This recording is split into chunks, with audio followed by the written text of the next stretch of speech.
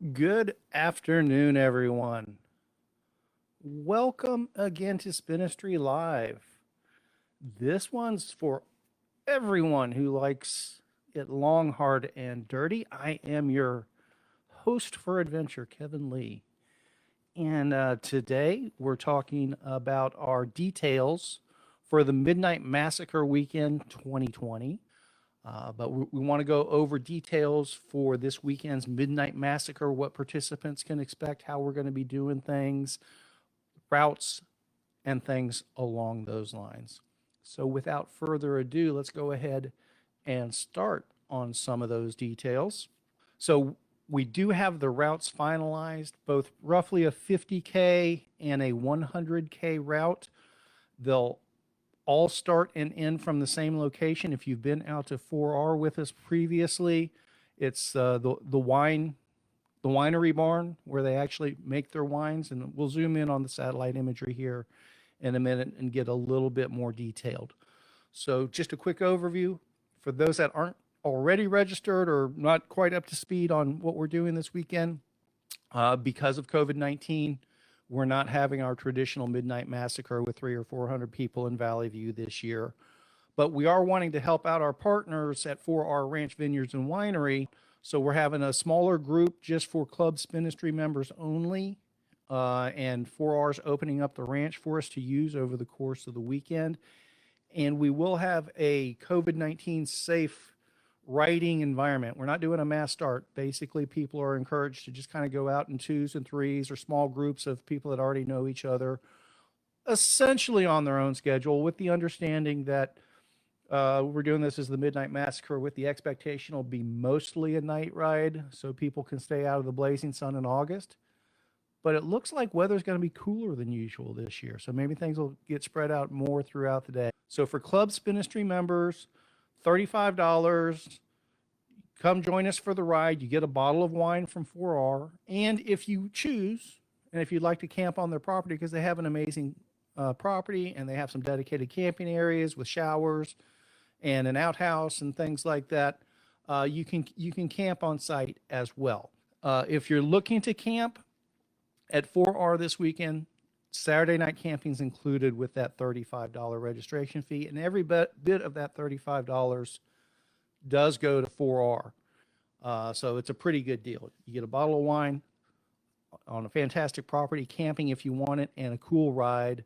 On Mark Course, we're marking the 50K and the 100K both. They also have a mountain bike trail, brand new mountain bike trail that they're soft opening with us this weekend. We would like folks that are wanting to ride the mountain bike trail to maybe plan on riding it Sunday morning. That way we can have the 4R folks kind of give you an overview of what to expect.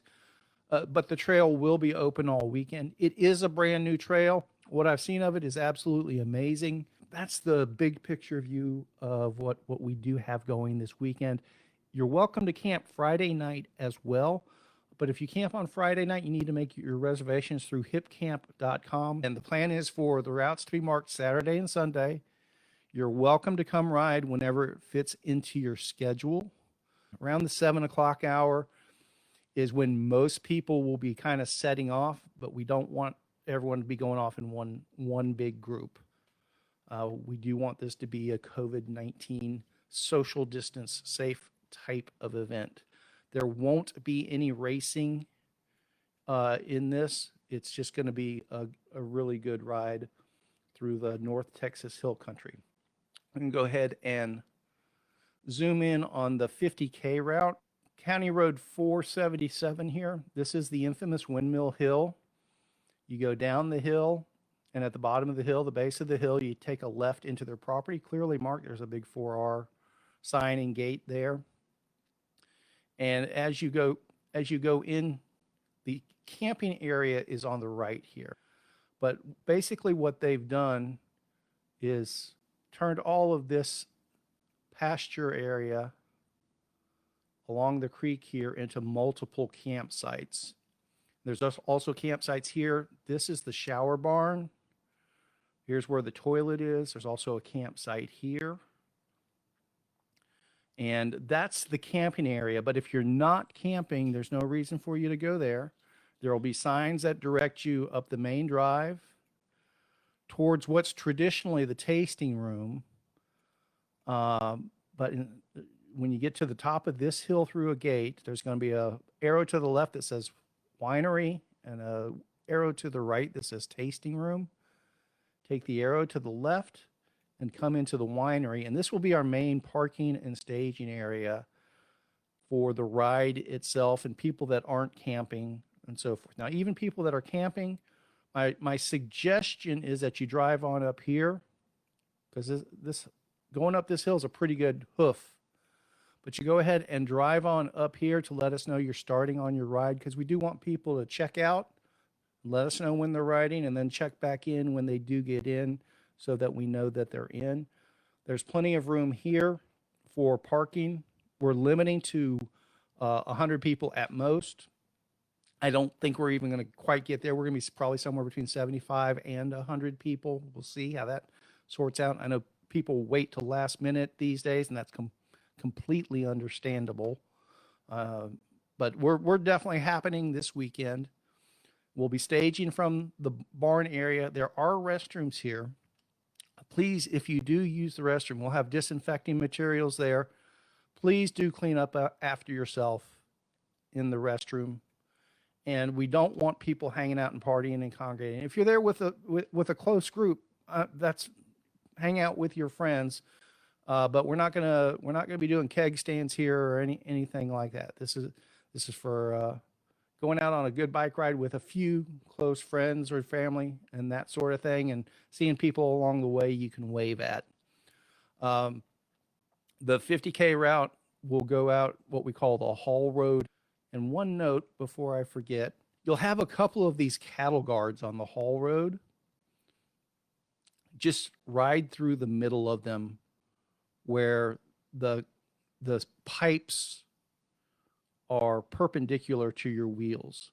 There's a couple on each side where basically car tires would go, where there's small piping that was parallel to your wheel. You don't want to ride where the car tires would go, because that's a narrow area between those pipes that would be parallel to your bicycle tires. You just want to go right through the middle and just roll over those horizontal steel pipes. It'll be perfectly fine on a bicycle. You'll go out the haul road, which is a really cool double track road. And this is all private property here. So please, when you get these routes, these are just for this weekend. You can't come back up anytime that you wish and ride these routes, because they're giving us access to just property owners only spots for going in and off the property. So the 50K route is also the first half of the 100K route. So everybody does this same route. The route will be marked. We will not have any aid stations on any of the routes, though. We've tried to look at ways to do, appropriate, safe ways to put out water jugs or water bottles, and there's not a way to do it. So you need to plan to carry everything with you to go the distances you're wanting to go. 34, 35 miles for the first loop, and another 32 miles or so for the second loop if you're doing the 100K. Now, if you're doing the 100K, you go right back by the parking area again, so you can reload at your vehicle. You don't have to carry 100K worth of stuff with you. That said, on the 50K route, the short route does go by a convenience store in St. Joe and also a couple of stores in Munster as well. The second loop for the 100K riders, there is nothing along the route there. So if you go out on that second loop, you definitely need to carry enough with you to go the full distance. The routes that we have set up right now do not go either up or down Windmill Hill. People that are used to truly just flat gravel, they're going to notice more hills than usual. But this route is intentionally set up to not hit the toughest hills in the area. A lot of the benefits and thrills of big hills don't translate into night riding. Not that it's that much more difficult or unsafe or anything like that. It just makes more sense to kind of level it out a little bit. It's not flat, not implying that at all, but For folks that are used to some of the bigger hills we have on the routes, when we come up to 4R, we're not going to have a whole lot of those. Again, you're welcome to ride anytime Saturday or Sunday that you want to. Kind of the main group will be congregating around 7. The idea will be back at that staging area. 4R folks will be on site from 5 to 7 here, and they'll have a checklist of who's signed up. And when you check in, you can pick up your bottle of wine at that time. If you happen to be coming up early on Saturday and not planning to hit that 5 to 7 main check-in time for folks, you're welcome to drive up to the regular tasting room and check in there. They'll also have a list of participants, and you'll be able to pick up your bottle of wine at the main tasting room. We do ask that after you pick up your bottle of wine at the main tasting room that you still come to this area to park and start and end your ride here. We should still have people on site. Again, we want to know who's out on course and who's back in case something does come up. We know who to look for where. And then the 100K, folks, when you leave for your second loop, you'll go back out the road you drove in on, down this hill, and then out the main gate of the winery and hang a left. And basically you'll do miles 36 through 65 and a half. This will be somewhat of a sustained climb from about mile 45 to mile 50. And then after that, you'll pretty much level off at the top and then come back in at the top through the windmill in the Hall Road. The last 5 miles or so are essentially the same as the first 50K. So you'll know where you are. So even if you finish the first 50K in the light and you finish the second 50K in the dark, you'll have a good sense of how that finish goes. That's the overall setup for both the 50K and the 100K. I mentioned that they are opening a brand new mountain bike trail. Basically, the trailhead is below the tasting room. If you've been to some of our Red River Riots and Roadrunner Rocks events in the past, we've had the finish line here coming up those steps, or sometimes we've had the smoker down here preparing barbecue. So you're probably familiar with this area. That's basically where the trailhead is for the mountain bike trail. What we're shooting for is for folks that are wanting to try out the mountain bike trail, let's kind of aim for a Sunday morning semi-group thing so that the 4R folks can meet people that are interested in the mountain bike trail and talk about it before you go out, answer any questions. It's a fantastic way to see their property. For everybody that's coming up this weekend, I do recommend bringing the bug spray. So that's the quickie overview there of this weekend. I probably missed some stuff. Feel free to leave comments. We do sincerely thank our friends at 4R Ranch for supporting us, and we're very excited to be able to help them out as well. Again, all registration fees, all sign-up fees, that all goes to 4R to support them. Any donations, we're bringing Foster up to help out with things as well. We're not looking to make any money on this event. This is a thank you to our club members.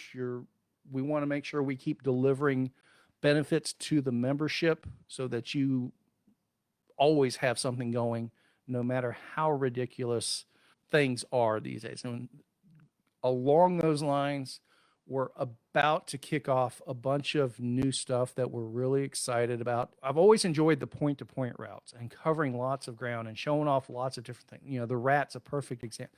The Rat 1000, I love that route, and I've always wanted to do more of those. And we're putting together some very Texas-specific routes.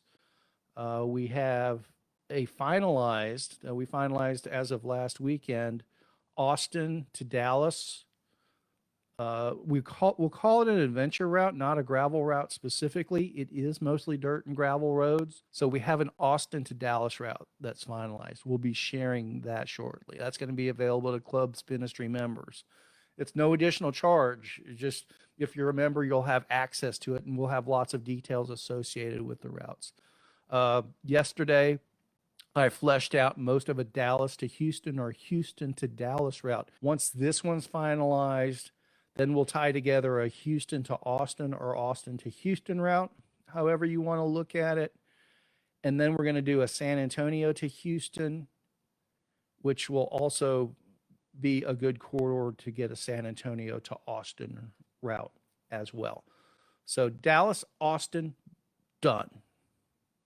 Dallas, most of the way to Houston, done.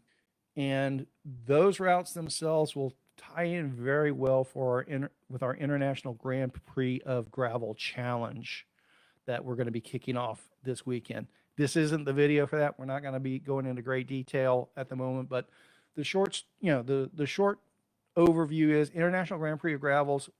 We're going to start open registration back up starting this weekend. Riding for it will start on August 22nd, which was our planned date for the International Panaracer International Grand Prix of Gravel. And starting that date, riders will have X amount of time to accumulate up to 1,000 miles. And we're providing routes for people to use, but you're welcome to use and create your own route. And you don't have to log all of that 1,000 miles.